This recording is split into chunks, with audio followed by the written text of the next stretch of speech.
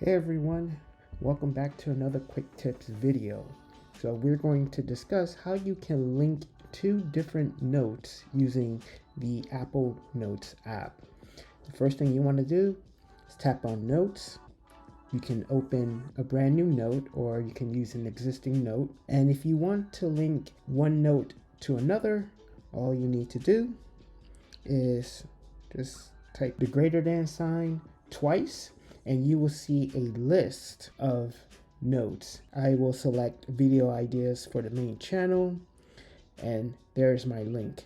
Now if I hit done and tap on that, it immediately jumps to my linked note. Hopefully you found this helpful.